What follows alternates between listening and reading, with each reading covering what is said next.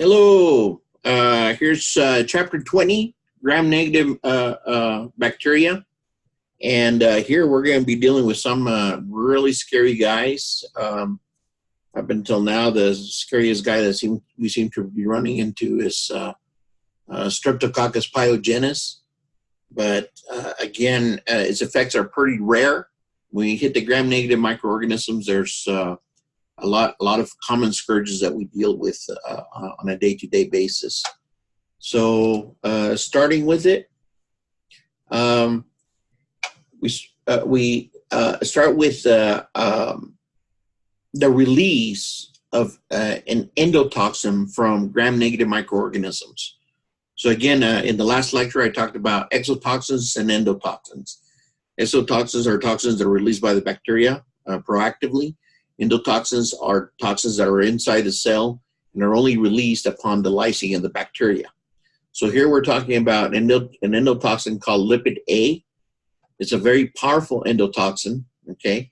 And this is important for you to know that it causes fever, vasodilation, which means that the blood pressure plummets, inflammation, shock, and this thing called disseminated intravascular coagulation, petechia. In other words, blood clotting throughout the system. Okay, so this is a very powerful endotoxin, and is characteristic of gram-negative bacteria. Let's see. We're dealing with two main families: the Enterobacteriaceae and the Pasteureliaceae. Entero again means gut. Bacter means that it's a bacillus or rod. And then Pasteur, we're just giving due rights to Pasteur. So this is the additional family, and we have to distinguish between these two because they have different traits, they have different manifestations, and they have different treatments. Okay, so how do we distinguish between the Enterobacteriaceae and the Pasteureliaceae? Well, oxidase test. Okay, here's an oxidase test. So in the last section, we covered the fact that we could distinguish microorganisms best based on the presence of catalase. Now we're using peroxidase. Okay, so Pasteuraceae are oxidase positive. Okay, and your Enterobacteriaceae are your oxidase negative.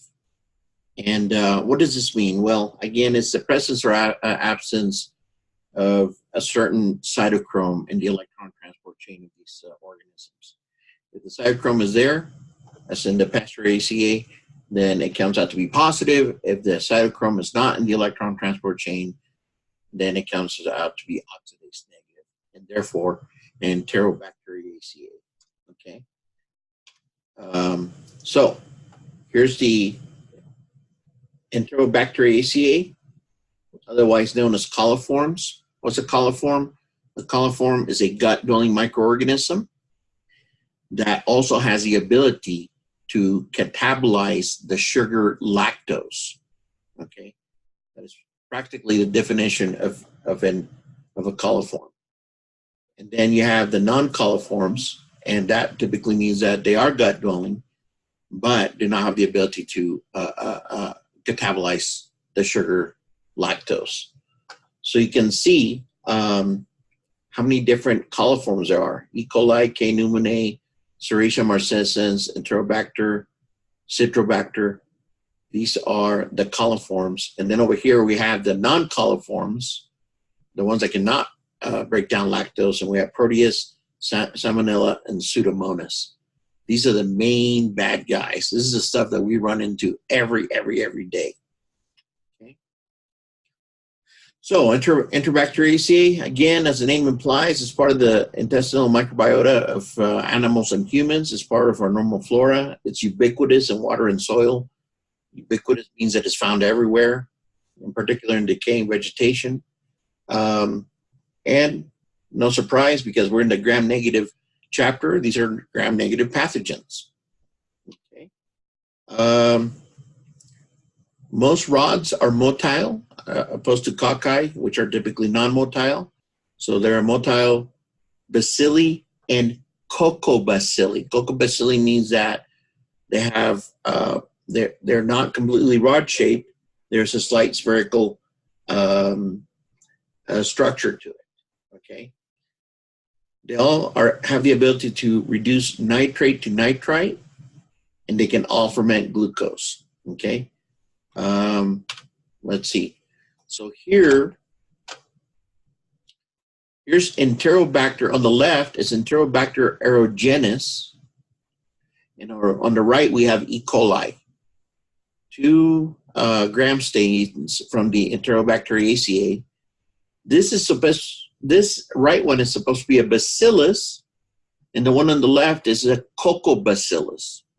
So as you can tell, it's a little bit challenging to distinguish between the two, and it takes a little bit of experience. Okay.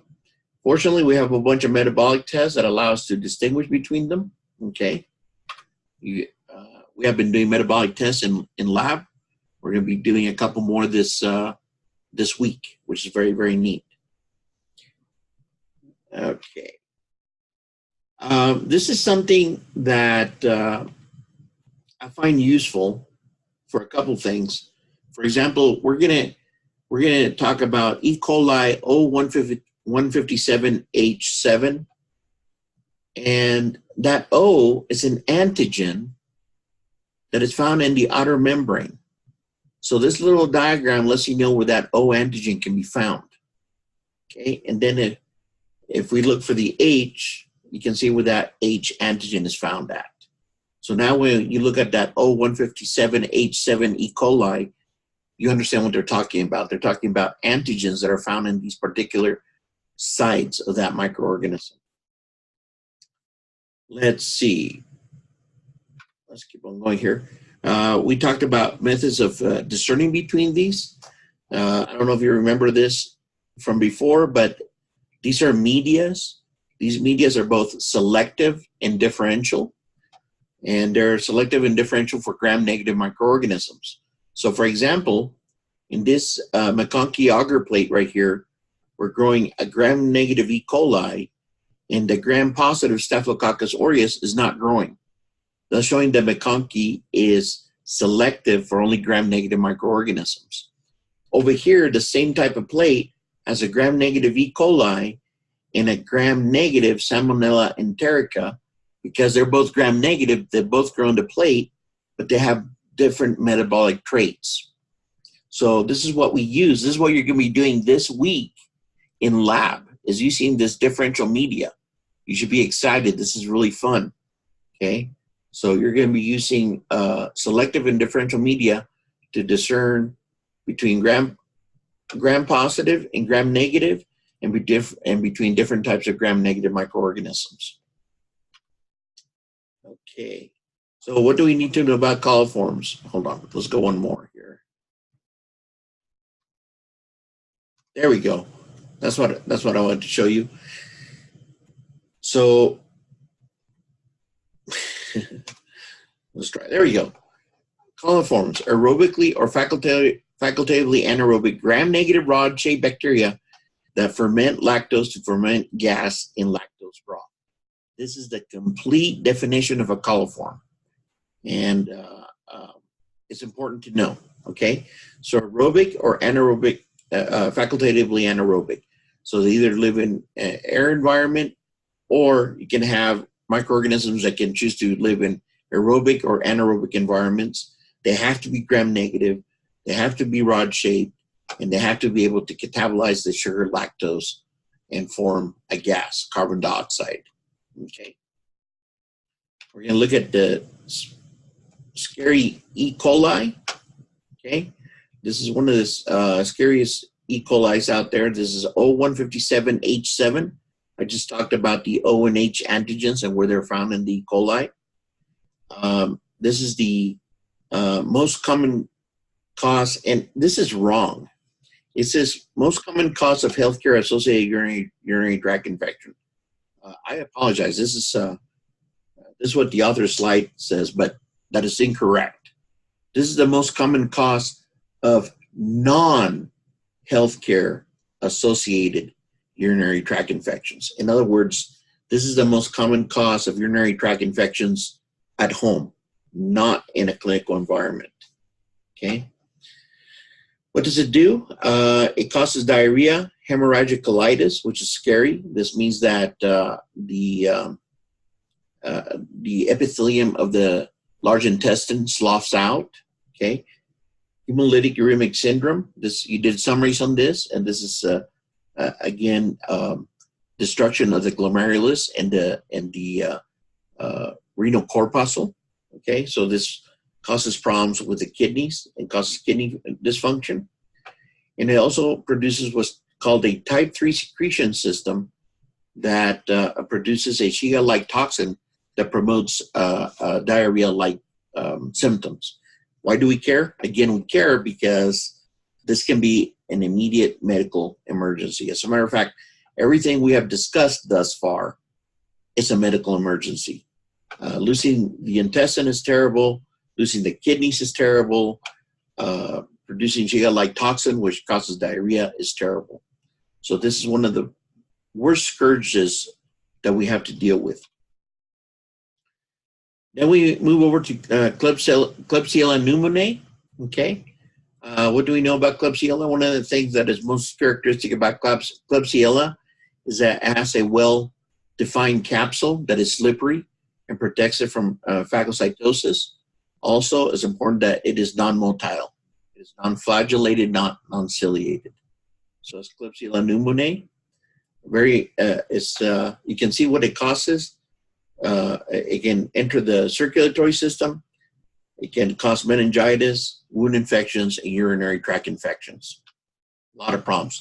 So here's a capsular stain of K. pneumoniae. You can see the well-defined capsules around them. Okay. Serratia marcescens, very interesting. This is one of my favorite microorganisms because it produces a beautiful red pigment. Very, very aesthetic. Okay. If you have a orange sheen around your commode or your shower, it is Serratia marcescens, okay? And that needs to be cleaned because it is a biolevel 2 microorganism and it can cause problems. Okay, let's go one more here. Proteus. So Proteus is an interesting microorganism. It is typically found in patients that have indwelling catheters. It loves to break down urea, which is the main component of urine, and consequently is part of urinary tract infections, again, in patients that have long-term indwelling catheters. Okay. What else? This is very interesting, but as Proteus takes that urea and breaks it down, it makes the environment alkaline. It makes it basic. And that basic environment causes the precipitation of carbonates in the urine or in the kidneys or wherever this microorganism is found. And consequently, it develops kidney stones at the site of infection. Okay, so a lot of problems with Proteus. Common cause of urinary infections and the potential production of kidney stones. And the other thing that's very concerning is that these kidney stones typically have live Proteus in the middle of them. So after the kidney stone comes out, somebody could end up with a little bit of it left in the kidney, end up in some kind of trauma through a sport or something, break that kidney stone, release the Proteus out of the kidney stone, and reinitiate the entire infection sequence all over again. So that is very problematic. Proteus is incredibly motile, very motile. So what you're looking at here is a petri dish in which somebody inoculated the middle of it, and you can see these swarming rings as the Proteus moves from an area of low nutrients to an area of high nutrients. Okay, same thing that it does in the urinary tract infection. So this guy can travel up the urethra, up the ureters, absolutely no problem. Very, very motile microorganism. Okay, last one is Pseudomonas. We need to talk about Pseudomonas because it is an opportunistic infection of burn victims. Okay, so Pseudomonas aeruginosa is kind of a scary low guy. And the reason for this is because it is incredibly antibiotic resistant. Okay, one of the reasons that it is antibiotic resistant is because it has the ability to break down many drugs, including antibiotics. And another one that we covered a week ago is the fact that it has efflux pumps, which means that as the antibiotic comes into the microorganism literally pumps the antibiotic out, rendering it useless again. So again, it's important for you to know that. Here's an example of a poor third-degree patient. You can see the green sheen in the dressings. That is indicative of a Pseudomonas aeruginosa infection because that green sheen is piocyanin. Piocyanin. So piocyanin is a dye that is released by the organism that it uses to sequester heme, iron, okay? Because Pseudomonas aeruginosa needs that iron in order to produce the cytochromes necessary for the electron transport chain. So again, clinically important that the second that you see green in here, the Pseudomonas aeruginosa has a characteristic smell to it, and very, very difficult to deal with once the infection has taken hold. And that is the end of this lecture. Okay, so I hope I wasn't too long-winded. Have a wonderful afternoon, and I'll see you soon again.